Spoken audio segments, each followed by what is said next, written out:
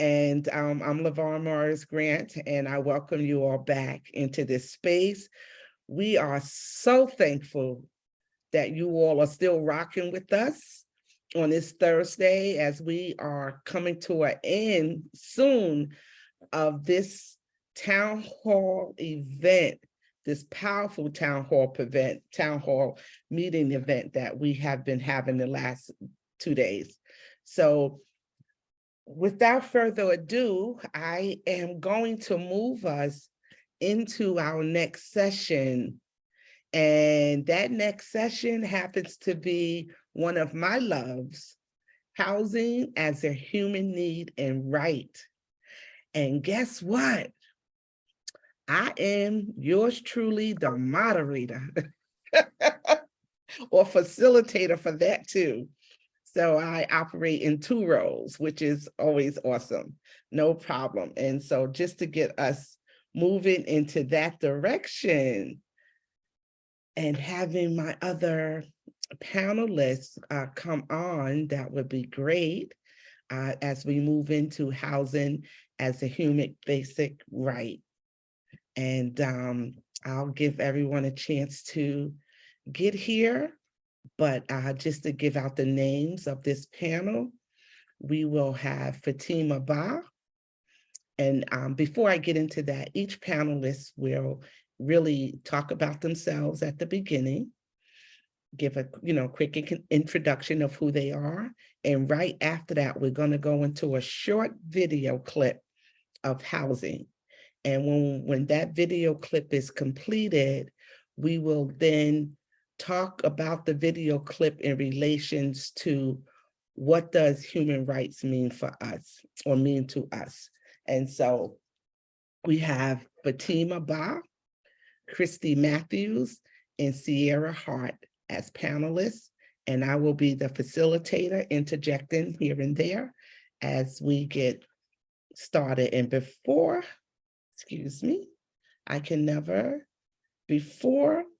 we do that, I just want to say thank you in advance to the panelists who have agreed to be a part of this. They are so powerful and have so much to offer as we have sat through our last 3 sessions and we bring it to close out. So I just want to thank you all for being with us and sticking with us and waiting to bring your powerful selves into this space. So I want to make sure I say that while I remember. And so, Marlena, I don't know if you were able to, but if you can go ahead and roll that video, if it's available to us.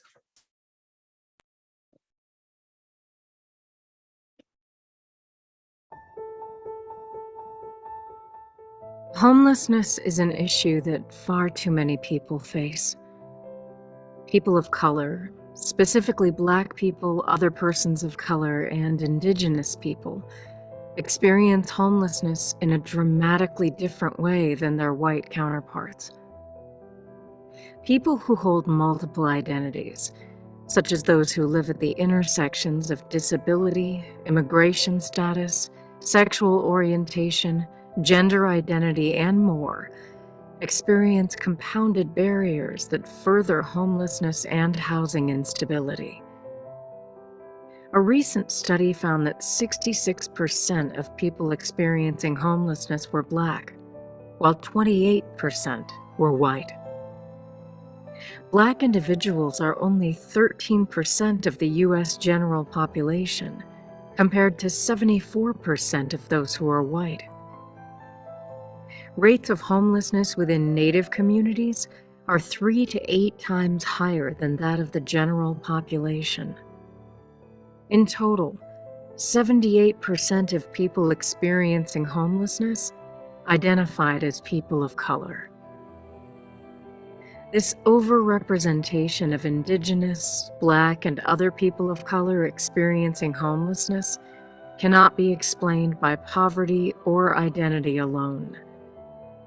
Structural racism, historical policies, institutional practices, and cultural narratives that perpetuate racial inequity put people of color at a disadvantage in obtaining safe and affordable housing.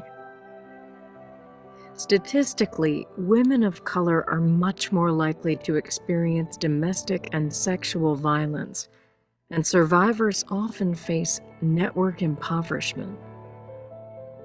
Network impoverishment occurs when the addition of a financially distressed household member places an extra strain on family resources. Oftentimes, we tell a survivor experiencing homelessness to go to a relative or friend's house. However, network impoverishment can cause immense burdens on the existing limited finances and available support from that network. Racial disparities arise at every juncture, from the legal system, to housing, to healthcare, to child welfare, to public benefits. Understanding the intersections between domestic and sexual violence, racism, and homelessness, and applying an equity, survivor-centered lens in our work is the only pathway to stability, safe housing, and healing for all survivors.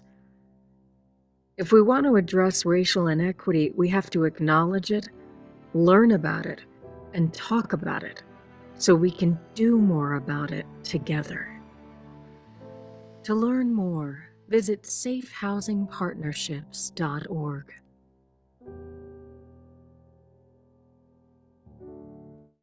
Oh, thank you so much, Marlena, for preparing that video for me and the audience. I try to use that video as much as possible to ground us when we're coming into housing. And as you will hear from our panelists, everyone does not understand housing in the same way and the location of where housing needs to be. And you'll get to hear more about that. And so to ground us, I love that video. And also I love what the panelists are going to bring. And I just wanted to give a quick definition to part of the questions that our panelists will be speaking to.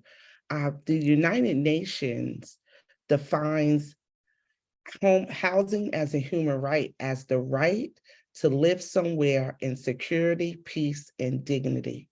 And then they also have put together or were able to come with a Human Rights Act, which aims to commit funds, services, and supports to address gaps in housing and help support people experiencing homelessness. And so I wanted to put that out there to ground us as our panelists move into introducing themselves. And then we will move into the question of what does housing as a human right mean to each of them. And hopefully you all as the audience can put that in the chat for yourselves. So I would like to start with Cierra of bringing her introduction and sharing with us her thoughts. Thank you, Levon. Hello, everyone. My name is Cierra Hart, she, her pronouns. I am a survivor advocate, and I'm also a director of housing and economic justice at the New Jersey Coalition to End Domestic Violence. I am excited to have this conversation because, as Levon said, sometimes there's an oversight with the intersection of housing insecurity, and homelessness. So I'm grateful to be part of this esteemed panel today to elevate the intersections. Thank you, Levon. Thanks, Cierra. And I just want to remind us, especially us Northerners, to speak slow. And I have to remember, and so just to speak slow because we drive our interpreters crazy in trying to do what they need to do. So let's just keep that in mind. And if you see me do this, okay. And so next, I would love to bring Kristi into the conversation of introducing who she is. Hi, everyone. My name is Kristi Matthews Jones. I use she, her, queen, warrior pronouns. I am the director for DC Girls Coalition in Washington, DC, which is a coalition serving young girls of color, transgender girls of color, gender nonconforming people of color to do organizing and advocacy in areas that they deem as important and necessary for their survival. I'm excited to be a part of this conversation and bring some light into how young people fit in the realm of needing housing as a human right outside of housing when they don't have it provided for them by their family. Thank you so much for that, Kristi. And last but not least, we will end our introductions with Fatima. Thank you, Levon. And hello, everyone. I am Fatima Ba, the Chief Program Officer at Calvary Women's Services. Our organization provides housing to single unaccompanied women, women who identify transgendered, gender nonconforming. We do provide not just transitional housing, but also housing for survivors of domestic violence and sex trafficking. And we also provide permanent supportive housing as well. And so I'm excited to be here and really just talk about how our programs serve the community in terms of the women of color. So thank you. Fatima, can you tell us all what community are you serving, where you're located? Yes, so we are in Washington, D.C. We are actually serving in Ward 7 and 8. And if anyone is familiar with DC, that is probably one of the more underserved wards in the district. And so there was an intentional effort to be in the community, to serve in the community, and be a resource to the community. Wow, thank you for that, Fatima. And we'll just lead off with you, Fatima. If you can share however you want to connect the video back to what you believe or what it means to you to hear the term housing as a human right. What would you want the audience to know about that in regards to your community? You know, when we talk about housing, it's important to highlight, we say it's a right, but a lot of times services are not conducive to that, right? It's really strict. It's really in a space where people are not open to coming into programs such as ours. So it's important to lift up the safety, the security, the peace. And so when we look at the communities that we serve, when we talk about housing as a basic need and human right, everyone's entitled. And I say that in a very intentional way. Everyone's entitled to a safe place, to a place they feel secured, to a place they feel like they belong. And if we're not creating that space, even in our transitional housing programs, we've done them a disservice. We've done the organization a disservice, and we've done the community a disservice. So when we talk about that, I'm really intentional when I talk with the staff and the women who come into our programs that even if this is temporary, this is a place where you should feel safe, where you should be able to just take a moment and breathe and say, okay, now I need to refocus myself. And I have a lot of people that's going to be in my corner to support me. So that's how I look at housing as a basic need and human right.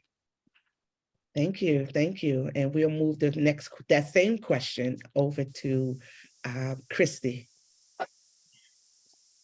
Thank you.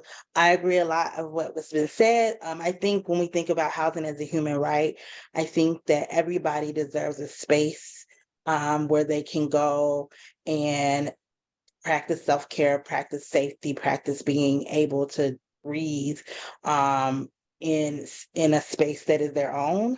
I think that it's important when you're thinking of housing as a human right to identify clearly that we meet adequate good housing, not just a place that has walls and doors, but a place that has walls and doors and meets all of people's basic and non-basic needs. I think everybody has a right to be somewhere where they feel secure and they feel loved and they feel like they matter. And I think sometimes that gets lost when we're building shelter and housing, and people, we think that basic means somewhere for you to lay your head, but it's so much more than that. It's somewhere where you feel safe, seen, and you there isn't shame associated with being there, because it's a place that anyone would want to be.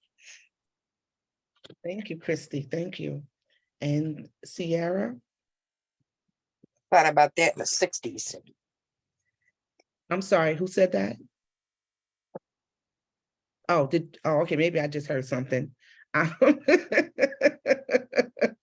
heard something thought about something in the 60s. Sorry about that. I don't know where that came from, but technology is what it is.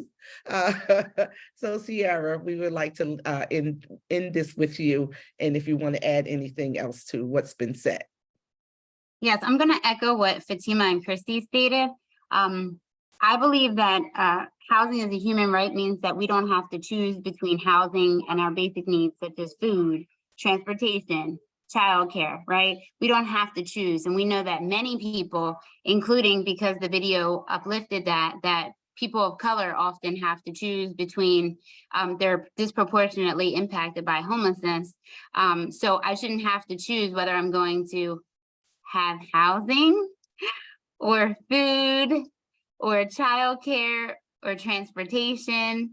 And so that's what it means to me, to emphasize that housing is a basic right for all. And I also just want to say kudos to you, Fatima, for saying that. Entitled.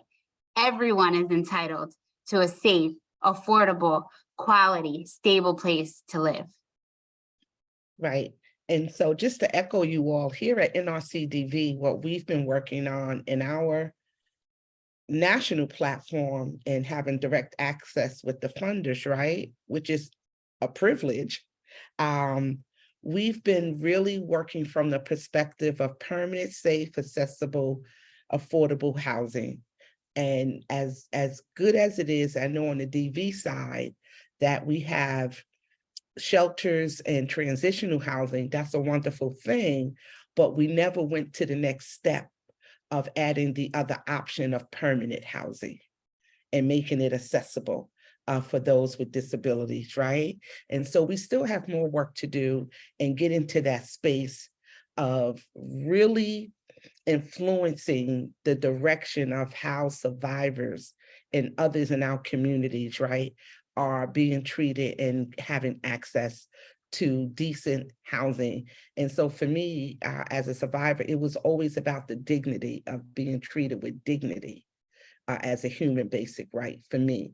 And so as I move us along, right, when we continue to think about the video and moving us along, Cierra, I wanted to know what are some intersections of housing? So the first thing that comes to mind is overall health, right? Healthcare. Housing is healthcare.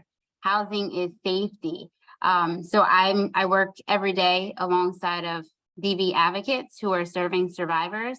And as a survivor myself, housing was safety for me and my children. Housing is safety for many people who are impacted by domestic violence. I also want to uplift, as I said, healthcare, because I know that I've spoken to many people in my years of working alongside of survivors and even in my own journey where I wasn't well until I had a stable place to live. Survivors aren't well, they're not able to, I want to say, move on with their lives, right? They're not able to gather themselves and continue to build and improve without having a safe, stable, quality place to live. So I want to actually go out on a limb and say housing is at the intersection of everything, including education, just living, survival. That is what it looks like for me. Yes, housing does connect a lot of things. There's not much we can do without a decent place to just be, and I think Kristi coined it well, you know, our peace, right? And so Fatima, what are your thoughts on that? So I definitely echo what Cierra says, and I think it's important to kind of delve a little bit more into the healthcare piece. You're talking about the mental well-being. A lot of times you may have individuals who are struggling with co-occurring disorders, right? The mental health is not well, and so they're self-medicating and finding themselves in a very dark place because it's really hard to deal with what they're going through. And so, you know, when I look at our programs, particularly for the survivors, and we talk with the staff of, you don't put this barrier if they've used that they can't come in because right now they're not well. So let's bring them in, let's stabilize them. And part of stabilization is safety first, right? They know that they're in a safe place. And then we have the therapist that's on site. Let's connect them to the therapist.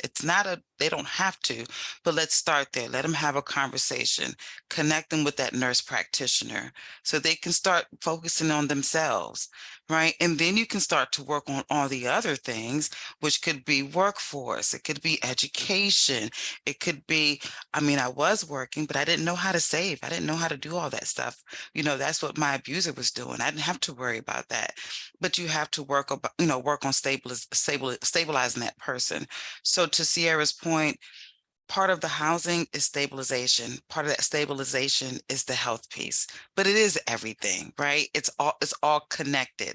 But if that person's not well, all those other points of connection won't really matter because they won't feel grounded. They won't feel that they have the foundation they need to build up from. And Kristi, from the work you're doing in your community, the great work you're doing that I learned about in your community, for you and what you are seeing, what is affordable housing, Kristi? Yes, I think affordable housing is a really important thing to define. In DC, for example, there is a lot of housing that has been built by our mayor, by developers that they have deemed as affordable, but unfortunately it's on a scale. So for example, if someone in the apartment who makes $240,000 a year can live there and pay $4,000, the affordable unit may go to someone making $60,000 to $90,000 a year because the rent will be significantly lower than the person making $240,000. And this has become a big issue in DC because we see developers getting a significant amount of money to build affordable housing that is not going to those in the most need. And so there has become this secondary level, which they call deeply affordable housing. That is what we have been trying to organize and advocate for, which you just like, why do we have to go here now? But that's what we are advocating for. And when they talk about deeply affordable housing, they mean anyone who's making less than 30% of the area minimum income. So anyone making less than $30,000 a year. That's where you find a lot of people who are homeless, a lot of people who are struggling with domestic violence, a lot of people who are surviving domestic violence, a lot of people who are in our shelter system. And so I think that we need to be putting out more language of what we mean by affordable instead of it just being housing that is less than what people are normally paying. We mean housing where people are paying, in my opinion, because most cities say less than 30% of your income. In my opinion, it should be less than 20%. And if I was really being honest, it should be less than 10% because everything else is going up. Food is going up, gas is going up, riding metro, buses, all these other things are going up, but people's income isn't increasing at that level, especially minimum wage and all kinds of wages. People's incomes are not increasing at the rate of the cost of living. So I think that when we talk about affordable housing, we mean anyone should be paying less than 20% of their income towards affordable housing. So if your weekly income is $100, your rent should be $20 a week, $100 a month, no more, no, maybe less, but no more. And I think that that is really, really crucial because what we see happening is two things, and then I'll wrap up, is first, we see people who are lower income in need of this deeply affordable housing applying to apartments that they know they can't afford, and applying and getting rejected or getting in and being evicted in a few months because they can't afford it.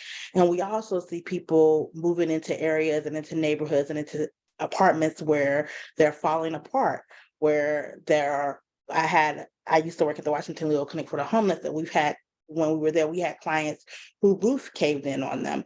We had clients who had one working outlet in the entire apartment where everything was plugged in and it caused an electrical fire. And when we asked, why are you staying here? This is where I can afford to be. This is the rent that I can afford. And I think that that is unacceptable.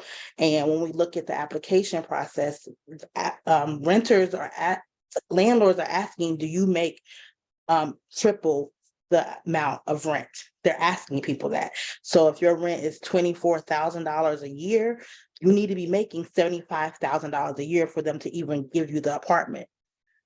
That is not affordable to people who are having to redefine their lives after dealing with domestic violence or any form of trauma.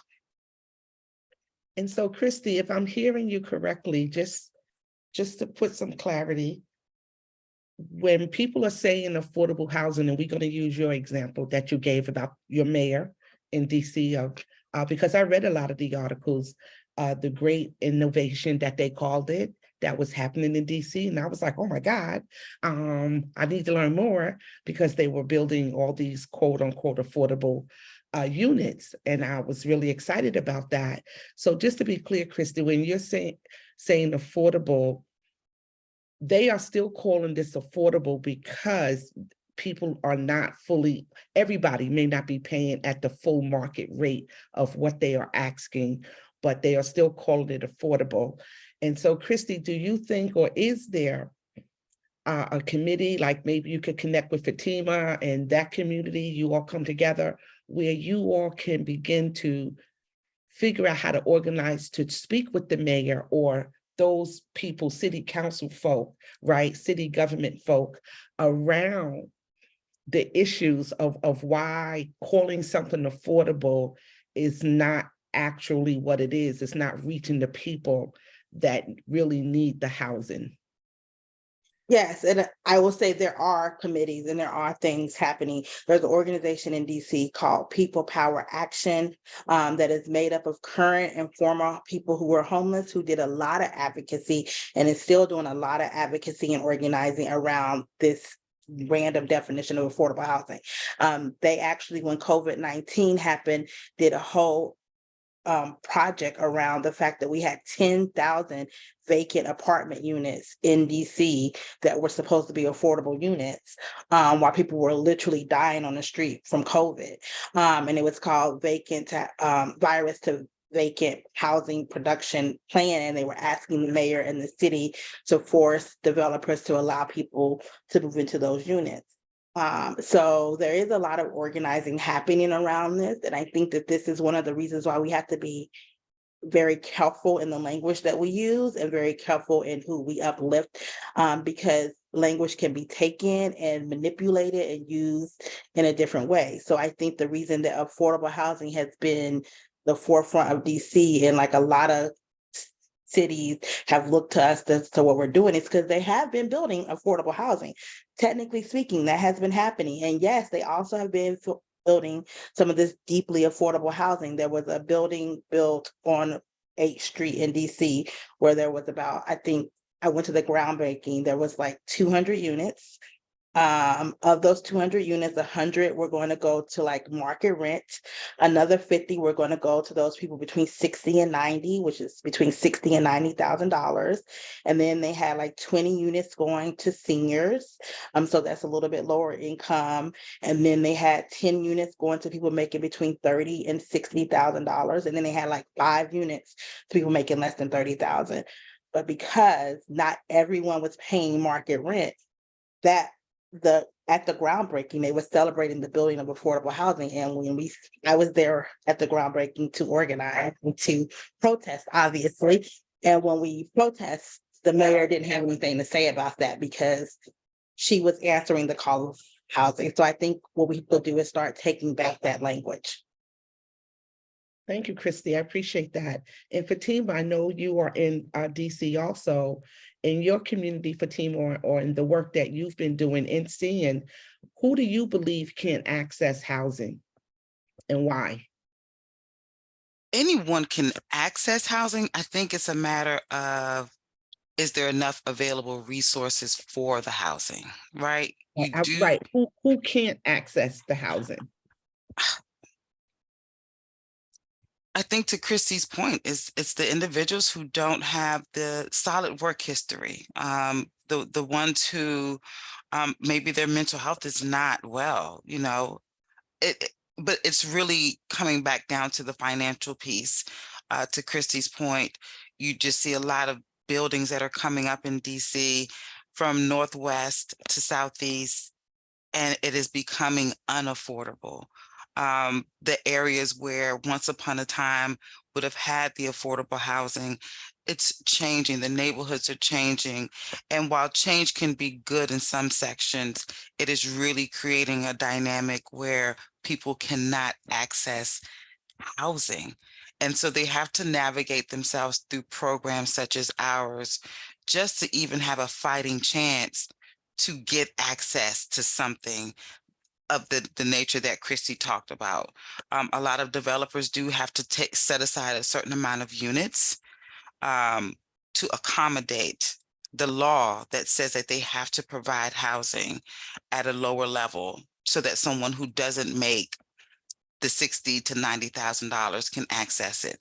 But there's so many barriers for that person to access it. The amenity fee, which is, what is that, right? It's just so many different things. And it's like, and the person's like, wait a minute. They just recently took out the space of not looking at someone's credit or criminal background. But that was a really big barrier. Credit, student loans, and they're like, but I've been experiencing homelessness. How can you expect me to pay on my student loan? I'm not even in school. I haven't been in school in 15 years. So it's just all those little things that developers were finding a way to kind of go around the curb of satisfying the 8 units out of the 25 in their building that was set for low income. So it's that piece. It's the financial piece, and that person with that criminal background, and the person with not so much, good credit. Right. And with that, Cierra, at the coalition level, right, which is our state level of work, what are you all seeing, and if there's any work around who can't access housing, like what processes may be in place to help with that, and who have you all been able to identify? Yeah, thank you for that question, Levon. So I'm going to echo some of the things that Fatima and Kristi said. In New Jersey, we have very significant rental rates with housing. They're like through the roof right now. So one of the things that I wanted to mention to tie it in together, the intersections, is that we know that almost every survivor that we interact with is impacted by economic abuse. So lack of being able to obtain financial resources to be able to access housing. I actually want to state that we have seen what's called the benefits cliff, where people are trying to figure out, if I access welfare, for instance, in New Jersey, if I access welfare and I access their housing program, but I also know that that's not enough income to sustain my housing. If I were to get a job and I'm only making minimum wage, am I going to lose my benefits and then not be able to sustain my housing? So that's a very real, I always say, like a hamster wheel effect that we see, where people are trying to get on their feet. I know that we talk about domestic violence housing first, that model. And so what does it look like for someone to not only obtain safe, quality, stable housing, but also sustain it, right? And so that economic component of that is very real. Also in New Jersey, we see larger families have a more difficult time accessing housing. I can actually speak from my own experience. I have 4 children, and we experienced homelessness for a good amount of time because I could not find units that were big enough for me and my children. I also want to add, because of systemic racism, which does have an intersection with housing insecurity and homelessness, I was able to even see how systemic racism showed up when, if I was talking to a landlord over the computer versus going in person to see a unit, the interaction looked different. Even if I had my pay stubs, right? Even if I'm working and they were asking me different questions than they were asking me, I was curious if they would ask me different questions if I didn't look like what I look like, or if I wasn't a single mom of 4 children, right? So, and these are things that survivors communicate all the time, in terms of looking for housing and how the systems interact with them, and what inaccessibility does look like. And I just want to uplift some of the things that were mentioned in the video. So I know that at the work that I do at the coalition, we work with unserved and underserved survivors. So what our goal is to connect them with the local programs to be able to get access to the services and resources and support they need.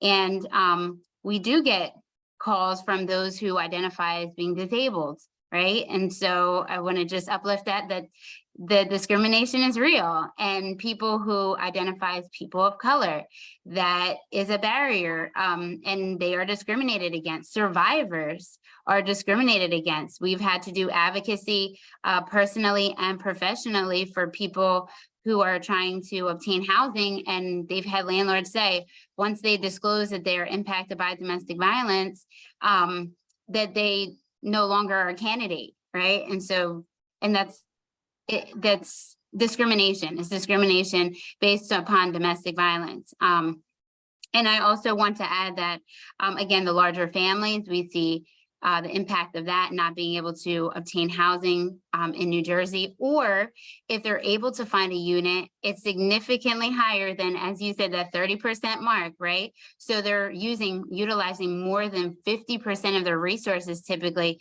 to sustain their housing. So that's some of the intersections that I see. I also want to uplift that the LGBTQ plus community, survivors that we help serve and support in that manner, or from that community, also face discrimination when they're trying to find, and I want to emphasize this, safe housing, right? And we don't get to determine what's safe for someone. I always say that goes back to the survivor-centered approach, that I get to define what safe housing is for me. Thank you for that, Cierra. I want to ask you to expand upon something, but also remind us all to speak slowly. We start out speaking slowly, and then we go back to what we are saying, how we normally speak. So just want to bring that to the forefront. But Cierra, you had mentioned, you brought in your personal, right? What happened to you personally, and I appreciate that. And I just wanted to know or ask if you could please just share with us like 1 or 2 examples of the landlord, what they did or what that looked like once they saw you, opposed to talk to you over the computer. Can you give us an example of the behavior of the landlord? Yes. One of the things that I remember experiencing, so I can communicate very well via, written communication. So that was always my preference, because again, I feared that someone would see me and discriminate based upon what I look like, right? Because we know that that's a real thing. So I remember one encounter specifically where a landlord was communicating via written communication, email specifically. And then I asked him what his screening criteria was for a potential tenant. And then as soon as he saw me in person, so he gave me a list. And as soon as I saw him in person to see the unit, he added about 10 more requirements or screening tools, whatever questions I'll say. And I felt like that was a way to screen me out, or attempt to screen me out of becoming a potential tenant. Another thing that I experienced, I'm very well versed in not all communities, but I'll say I have a pretty good awareness of the different communities in New Jersey from my personal and professional work. So they don't know what my background is. And I had a landlord that was communicating via email, and he offered me to see the unit. And when I got in person, I felt like he was trying to convince me that it was not going to be safe for me to live there. And so as I was talking to different neighbors, he did let me see the unit. And throughout the entire time that I was viewing the unit, he gave me probably 10 to 15 different reasons why I should not live there. And then I met with the neighbors on both sides. They happened to be outside, and they did not look like me. And they actually were more welcoming to the neighborhood than the actual landlord was. And so I know that these are things that people experience all the time, people that look like me, survivors. I also will say that it's interesting because I tend to get that I look younger than I really am.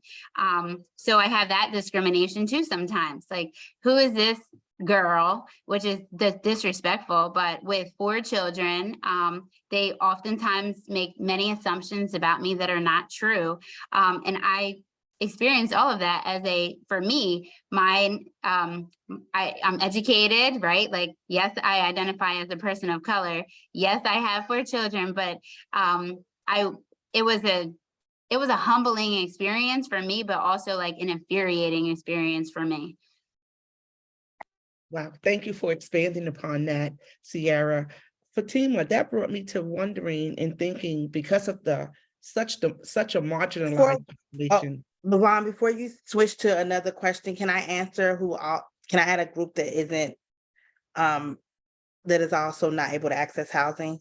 I sent it to you. Yeah, I wasn't, Kristi. I'm switching to the question. I was asking that same question for okay, Fatima, perfect. and then we'll come. And then I'll let it go, get head down to you. That's no problem.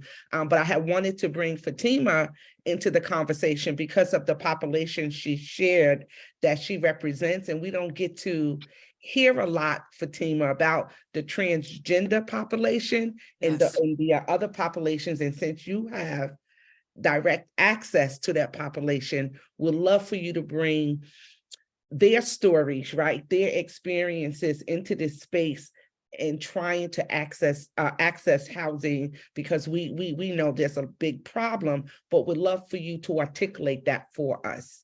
Yes, I think it is important to lift up with the transgendered community that housing in itself is difficult, right? If they're saying I identify as a woman, but there's still some features that may not resemble that, then you have a lot of stereotypes and prejudice that are already put before them. So it's really important, not just for me, but for the organization, that we are very intentional with our training and very mindful in how we are working with all members of the community. Because of transgender, they really have a hard time with just even asking for help because they feel as though someone is going to turn them away. So they're already in the door. There's no trust. Everybody's against them. And so you're really taking the time to rebuild a connection of, I can't, repair what has happened before, but let's just kind of start here. And I think of one person in particular, she kind of stands in my mind. She was feisty, don't get me wrong. She would tell you about yourself. But when you had the opportunity to really sit with her, you understood why. Because she almost felt like she had to fight every single person for every single reason. And so if we said, okay, we have to do this, we can't do that, it was a fight. And so we had a moment, we just connected, human being to human being. And that's the space that I always tell the staff, that take your titles away. We're all still human beings. And sometimes you have to connect to everyone in that space. And so, that's where it is for our transgender community. I feel like that, they don't believe that people see them for who they are, see them as the women that they are. Thank you for that, Fatima. And now, Kristi, we would all love to hear how you see who can access housing and your understanding in your community. Thank you, and sorry for jumping the gun. That is okay. So as I stated earlier, I work with young people, and one of our biggest push, one of the campaigns we've been working on since we reconvened the coalition, is housing for young people between under 18. So we are trying to give young people the agency to be able to consent that they need housing and they need shelter on their own when they don't have a guardian or parent in their life that's able to do that for them. And there isn't necessarily a need or a want for CPS to get involved for a number of reasons. Number one, many of the young people have already experienced CPS involvement and it did not go well, and really reiterated them in a situation that they brought them to homelessness in the first place. Young people just not wanting to get involved because what they've seen happen with their friends and their families with CPS, a variety of reasons why that is not the route for them. And so in DC, there is several young youth shelters. Majority of the youth shelters in DC, you have to be 18 and up to enter. They have an age cap between 22 and 24. There is one youth shelter in DC that is under 18, but after 2 days, a parent or guardian has to consent to you staying, or CPS is called. And so what we see happening is after 2 days, young people leave, and those same young people come back in a couple of days, and they just sleep on the streets, couch surf, go into very unsafe situations to survive until they can get into the shelter, recruit themselves for 2 days, and do it all over again. And so I think that in DC, and I'm sure other places, one underserved community for housing is young people. There are over 2,000 youth in DC who are homeless on their own, starting at the age of 11, surviving on their own. And what we have seen, as I stated before, I used to work at the Washington Legal Clinic for the Homeless. And what we saw significantly is once we enter into adult shelters and specific family shelters, where you also have to be 18 or up to enter, what we hear is, I've been homeless since I was 16. I've been homeless since I was 15. I've been homeless since I was 14. So for the last 4 or 5 years, they've been making it work until they're able to enter into the system, and then spend another 10 to 15 years struggling with stable housing because they've already been traumatized from what they've been experiencing since they were younger. And that creates other barriers as they get older. We see mental health increase, we see domestic violence increase, we see all kinds of things happening. You see people dropping out of school because they weren't able to get that first need met.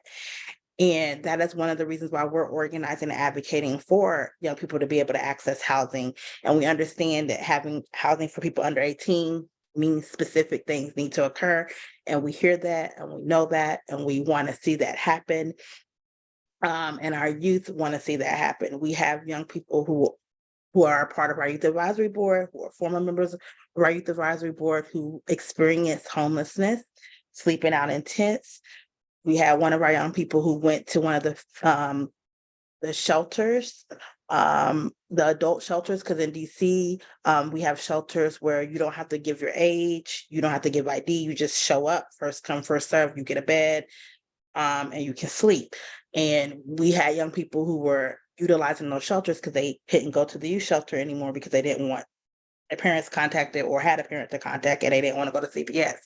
And they were threatened, they were terrified. They called me in the middle of the night, 3 o'clock in the morning, not sure what to do, left the shelter, wandering the streets, because they didn't feel safe, for a variety of reasons. And I'm not saying, let me be very clear and transparent, I'm not saying that everyone in shelters were making them feel unsafe. I'm saying putting young people in a space where you have older people, 40, 50, 60 years old, in their space, in this room together with them, with older adults that they don't know, can be traumatizing in itself. And that's what a lot of our young people were experiencing. And so what we are organizing for is for youth to be able to access shelter and then in turn be able to continue on a continuum to get housing.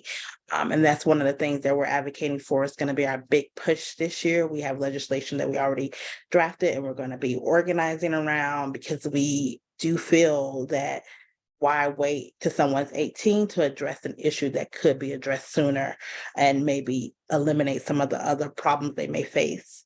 So that's one group that I think is often neglected when we're thinking about housing.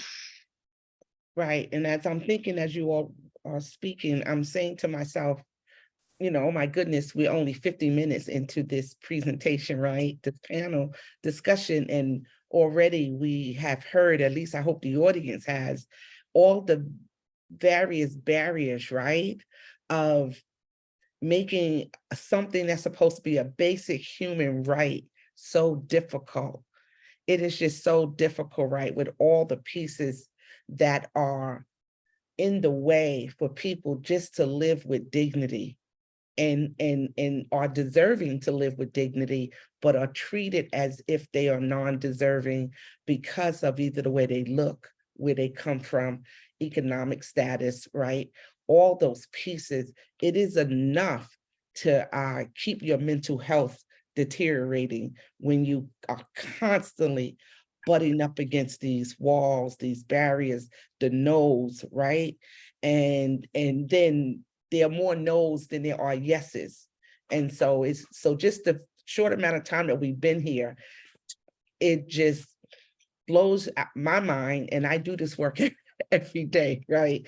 And I have to do a lot just to keep myself okay. But I want to thank you all for bringing what you have brought so far and making this such a rich conversation, and really just keeping it as informal but very productive. And I want to welcome the audience, the participants, to please put questions in the chat if you have any, and we can go through some of them as we go along.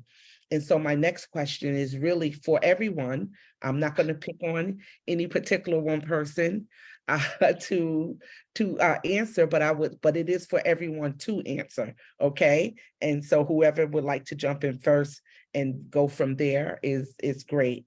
And I really was thinking, right? And I'm just like, how can we do this thing? And one of the questions that came to me was, how do we engage our communities, like the small businesses, the churches, the mosques, the temple, city council, mayor's office, you know, the city government? How do we engage those groups in the work that we're doing to really get us in the community to be involved in our own agency, right? Of working through a lot of these barriers that we have just talked about. I'd be happy to go first. You know, the beautiful thing of being in Ward 7 and 8 in DC is that you already kind of ground yourself in the community.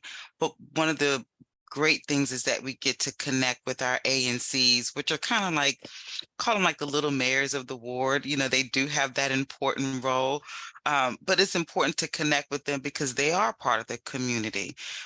It's also important to make yourself visible. So sometimes what we'll do is we'll reach out to a community partner, invite them to come to the program so that they can see what we're doing, to see the work that we're doing, so that if anything, they're more open to stepping in and not saying, why are you guys here?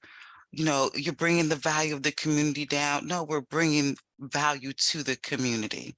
And a lot of times we find ourselves in those work groups. There's an adult work group that's part of the continuum. And Kristi, I'm more than happy to connect with you offline because I think you would really enjoy being a part of that. And it has all types of individuals, folks as myself who work in programs, advocates, individuals with lived experiences, and it's all one big community, and everyone's trying to speak up for the community that they're serving and making sure that their rights are being met. And I think it's just being active, being available, being open, and pushing for a lot of things. You know, sometimes you can ask and sometimes you can be a little pushy, you know, and so we get pushy with funding, we get pushy with the needs, and you know, a lot of the times a lot of the ladies like to go and speak at certain engagements when we're talking about advocacy. So we get the residents involved, we get the staff involved. It's all hands on deck. You know, we are a small organization that's looking to grow. Our intent is to continue to provide housing, affordable, deeply affordable, in the community, and serving single unaccompanied women, because there's not enough resources for them in our community. So, you know, that's how I really want us to see, you know, for Calvary and for a lot of organizations pushing our local leaders to really step in and step up. And I don't mind, I think it'll be a good transition to go after you. And I would love to connect offline. In addition to the things that you named, we do a lot of community events. We host a youth summit, we host a youth town hall, we host multiple candidate forums, multiple ways to engage city leaders, to let them know the issues that are impacting young people and the issues that we're bringing up. But the way we do our events is a little bit different than most. You wouldn't see me speaking. This is very rare that you see me be the one to speak. We like to uplift our young people, and we have them as the ones facilitating and sharing why they think things need to happen. I think is crucial that for us, that our youth who are saying, for example, we need to be able to access housing under 18, that you be the ones explaining the why, and you be the ones challenging those who don't agree with it. So I think that one way that you engage the community is that you put those who are in the need as the forefront of asking for the want. I think it's, in my opinion, has been very much easier for people to say to me, no, or here's why this doesn't work, than the person who's saying, I am the person who slept outside, and I am the person who's saying this needs to happen and you need to make it happen. I think it becomes a little bit more difficult to say that, and also it pushes people to see that this is a human issue. I often say to my young people, you can't expect people to be motivated by their heart, because there are people in this world who their heart's desire is to make a lot of money. Their heart's desire is to be famous. Their heart's desire is to be an important person. That does not mean that their heart's desire is to make sure that people's basic needs are being met. So you have to figure out another way to motivate them. And if that is shame, if that is anger, if that is frustration, I'll take it all, as long as I get the thing done. And I support my young people in engaging at all levels and challenging those who don't agree with them. Thank you, Kristi. Please grab Cierra? it. I'm Cierra. Am I the only one that heard anything? Okay, see, I think So- somebody accidentally went off mute. it just I think they came off mute. Yeah, so we good. Cierra, is there anything you would like to add to how we engage small businesses and other community folk into understanding the need for housing in the community and being part of that organizing, as Kristi has shared about organizing earlier? I'm going to emphasize something Kristi just said. It's different. As you said, the advocacy looks different when it's someone that has the need. This is not my term, but I've been using it. So for whoever taught me this, I've used it in many spaces. Nothing for us without us. So we've seen that impact. And again, like personally and professionally, because I'm very active in my community as a survivor advocate. So I've actually firsthand been able to see the difference. One example I'll give is the organization that I work with, the coalition. We do policy advocacy all the time.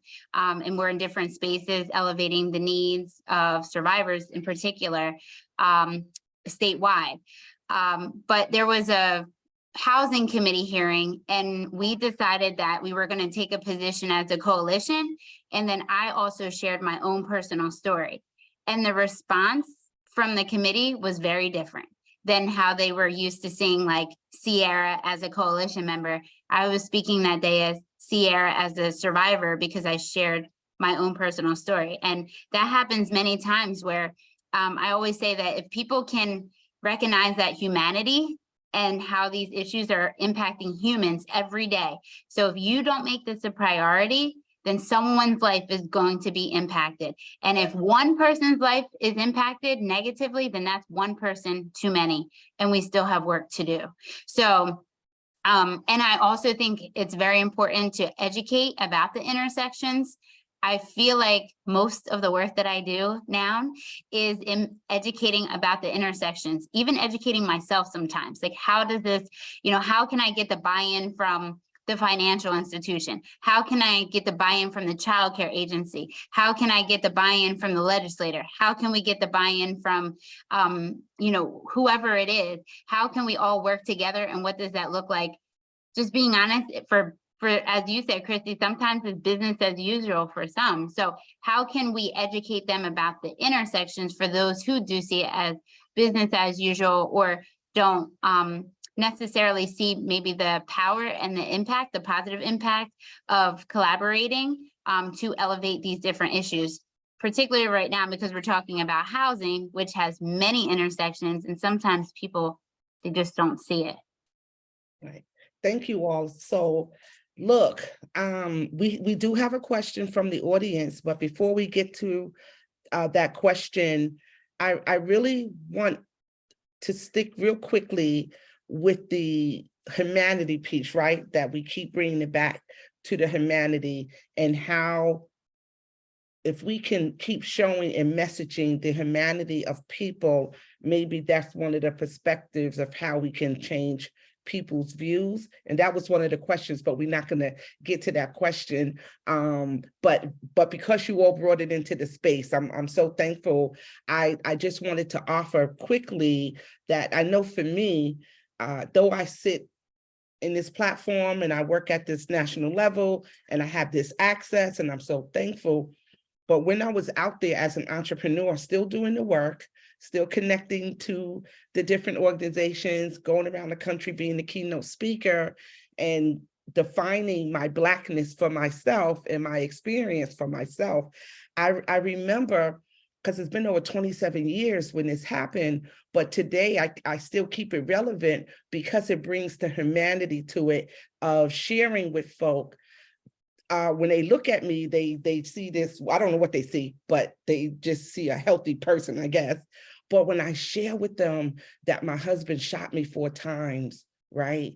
And he shot me in the head, the thigh, my butt, and my foot, and that the bullet is still lodged in my head and it's still lodged in my foot, they're like, oh my God, then they go, then I'm able, though they hear the drama of it, right? And they get all whatever, I am so healed. I am so healed.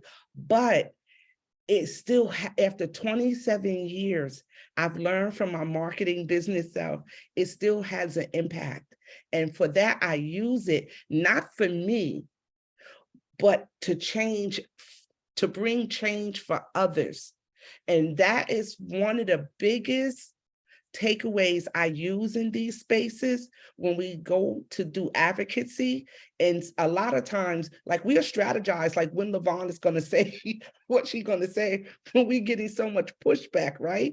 And so, and I know you all do it well too, but just to offer, like, some of the people that who got that heavy lift, that you can just throw the 1-2 punch, right? By bringing their humanity into the center of whatever we're trying to push back on, without us alienating the people we need the help from, right? Because at the end of the day, those people on the other side got the money or the power or the whatever we need, and we have to figure out how to get it. And so I've learned how to use that and strategize with it to move to that space. So I just wanted to share that part with you all as my survivor self, as I bring my whole self into this panel space with you all. And so I want to get to a question. I know we got one from, I think Kristi got her hand. Kristi, why is your hand raised? And then, but I want to get to the question that one of our audience members sent us, and that is Deidre. She wanted to know, are there folks trying to shift the federal guidelines on affordable housing. And I can answer it, but I just wanted to give you all an opportunity because I know a lot of your work is at the local level. And so I just wanted to give you all an opportunity that is the question put before the panel. I will say from our perspective, we have done some research around the federal guidelines on how they define young people, because some of the pushback we've gotten locally is that it's a federal issue. So if we're rounding up to take on that fight, but a lot of our work is happening on a local level, and I'll let others answer, but I do have a point to make around like sharing stories at some point. Okay. I think with the federal piece, yes, it is bringing awareness to it. I think the challenge with DC is because it's not considered a state. And so a lot of the things that even if the mayor wanted to push forward, there's a lot more in the back that she has to fight with.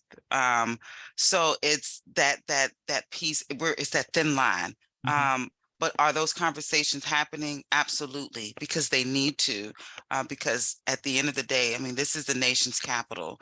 And so it shines a light on what homelessness looks like across the country, but it absolutely has a huge impact on the nation's capital. And you have a lot of different organizations, as Kristi lifted up, that are fighting for different people on different levels, different ages that need access to housing. So it is a conversation piece, but there's really a lot of work to be done to get everything back to a place where people can access really affordable housing, real affordable housing.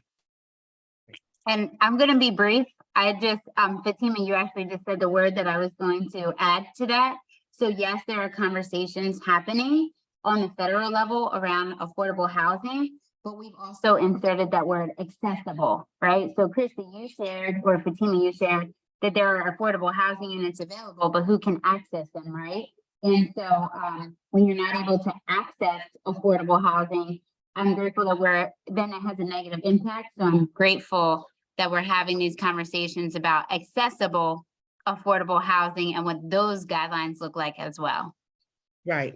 And as I allow Kristi to make her point, I just wanted to say at the federal level, those of us at the national level, we are talking with funders about different guidelines around affordable housing and shifting the thought process of what that looks like. And that entails a lot of policy, right? And so to say to this panel and to those that are listening, that policy is so important to bring into all of our work. I know it's tedious, it is, but there are some awesome policy people on our team at NRCDV and in other places, particularly in Washington, DC, who you can look to access to work with you on a lot of the organizing that you're trying to do. Kristi, I'm gonna ask you to make your point, and if you could keep it brief because we are short on time, and I want to give you all enough time to bring your call to action to some solutions.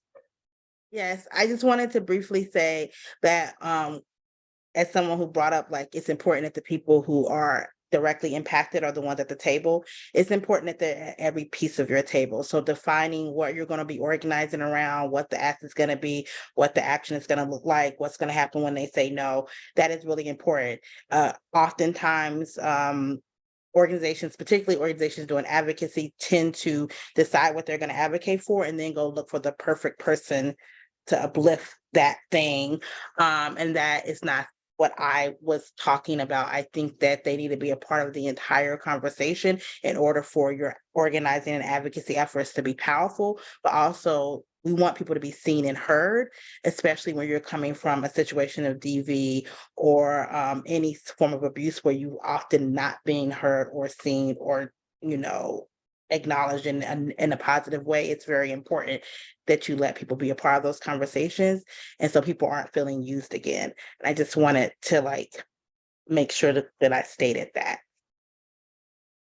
Very well stated, Kristi, and you're so right. One of the things we've been doing is bringing people in at the beginning of the project or the whatever it is, right? And then we follow their lead pretty much through those. We are there for the support, right? The guidance, the whatever, sometimes the money we bring, but we also sit to allow them to inform us to center their needs of the community because they know what's best. And so thank you for that reminder for all of us as we continue in this journey together. And so in our last bit of time, I know time goes by fast when you're on the other side doing the panel, but we just have a few minutes left, and I really, really wanted to give you all the opportunity.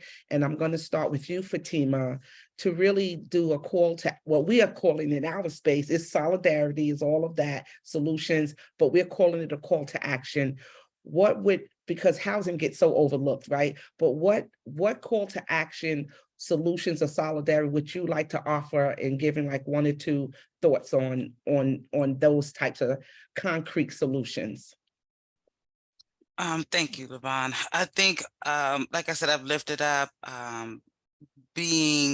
having more resources for women. I do recognize that in the district, there's, everyone's experiencing something, and we know that for the women in the district, we've seen a spike increase in homelessness in women. So we definitely want to make sure we do have more resources available for women to access safe housing.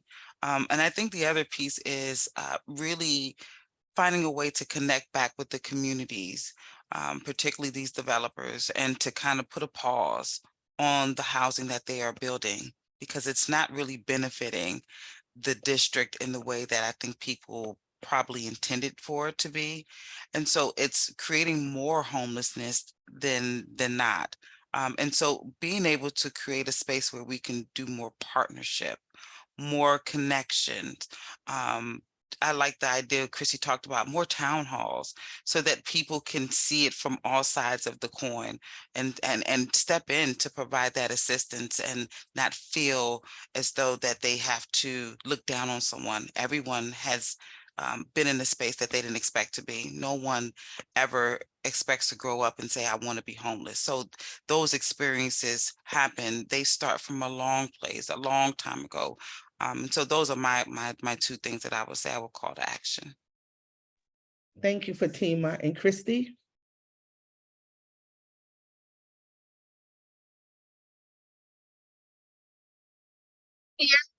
Why round up my dogs? Sure, Kristi. Cierra? Kristi asked, could you step in because she has a... Oh, yes. Absolutely. Yes. So some things that come to mind for a call to action, continuing to have those conversations. I'm thinking about even our conversation about policy. That can be intimidating. So I have this like another phrase that's not mine, but each one teach one. So when I learn, go back and grab someone else and teach them how to be in the spaces and teach them how to use their voice for power to impact policy. I also, I feel like I would be remiss if I didn't also emphasize that a call to action is having more conversations about home ownership as well. So people don't have to continue to search for shelters, right? And transitional housing. And if that's what they need at that time, that's great. But if that's not what they need and home ownership is what they need for that stability, that permanent housing that we had talked about, having more conversations about home ownership, and then also accessible resources to obtain and sustain those housing opportunities.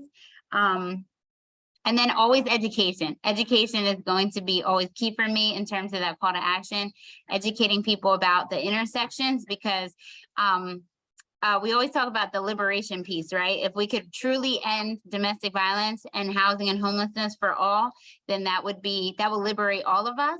And so with that being said, if we could continue to educate and have those conversations and uplift the intersections, I think that we could have more buy-in from the community. So I always say, even there's nothing that's too small, right? So if you can just figure out a way to be of assistance, whether it's attending a town hall meeting or organizing your community or learning more for yourself and teaching others, then all of those little things can have a very great impact. Thank you, Cierra. Appreciate that. And Kristi, you have the last word of the panel. So sorry about the dogs. I agree with everything that I heard. I think that if you are local in DC, specific calls to action for the DC Girls Coalition, if your organization is interested in joining, please reach out. We do a lot of organizing and advocacy efforts, and we would love to support that. We are actually slower. We are also hosting a youth town hall on January 17th. We will be bringing city leaders and officials to hear from young people about issues impacting them. Housing is going to be at the forefront. I also think that the biggest call to action that I think that everyone should be doing is you should be going out in your community and meeting with people directly impacted, hearing from them around what they need. I really like the idea of home ownership.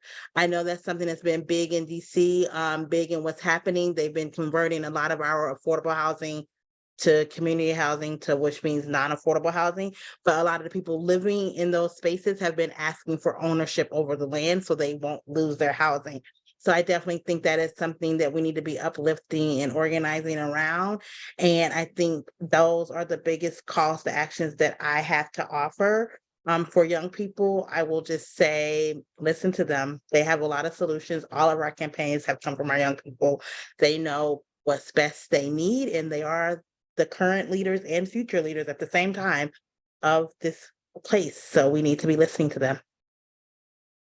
Wow, what a great way, Kristi, to close us out with the youth. Thank you. Thank you to all of you, Fatima, Cierra, Kristi. What a great panel. What great information. And I know we have so much more and we have so much work to still do. But thank you all so very much for closing us out on this great second day and bringing the power and bringing your whole selves into the space. We are just so thankful. I'm awesome. I'm honored to have been able to facilitate this panel and be in space. And I got to know 2 new people that I will be reaching out to in the near future. But with that being said, to you all and to the audience, we are at our time, and we thank you all for rocking with us and sticking around, working with us and listening through this and supporting this entire event that we put on for the last 2 days. So thank you all, audience, for being with us. And I believe in the chat that we have put how you can contact us if you need like TA support, or if there's any other questions you may have, or you looking for a recording of this video. I'm sure that will be added and provided to you all. So thank you, thank you, thank you, as I shift back to being moderator and not facilitator. So just want to thank you. And before we leave today's session, please be sure to complete your evaluations. We need those. We really need those. Your feedback is important to us, and it really helps us shape what other programs and events to bring to you and to the community. And now we'll turn the floor back over to our awesome Town Hall Weaver, Monet Johnson. Thank you. That was such a beautiful session. I'm a PG girly, so it was so wonderful to hear about things happening in the DC region. I really don't even know how to properly close us out from such a beautiful 2-day event. I feel like I learned so much. Gratitude to the planning committee, gratitude to the folks who came to us and invited us to even join and be a part of this moment. And I definitely want to lift up every single speaker who gifted us with a part of their experience, who told us a little bit of their story. It's received, it's heard, I'm holding on to it, and I don't take it for granted, right? We know the power of storytelling, and we also know how difficult it can be sometimes to talk about our own experiences with various forms of violence and neglect and patriarchy. So thank you for sharing that with us in this call, and to the thousands of people who will probably have access to the recording. One of the things that I'm holding on to is I kept on hearing things about like being whole, being able to live, and being ourselves. So of course, I'm going to close this out with another reading. This one's not a poem, but it is a passage from Pat Parker. And I want us to try to think of it in the context of our survivorship. And she says, if I could take all my parts with me when I go somewhere and not have to say to one of them, no, you stay home tonight, you won't be welcome, because I'm going to an all-white party where I can be gay but not Black, or I'm going to a Black poetry reading and half of the poets are anti-homosexual, or thousands of situations where something of what I am cannot come with me. The day all the different parts of me can come along, we would have what I would call a revolution. And I'm going to leave us with Pat Parker's words. Thank you so much for having me. Goodbye, everyone.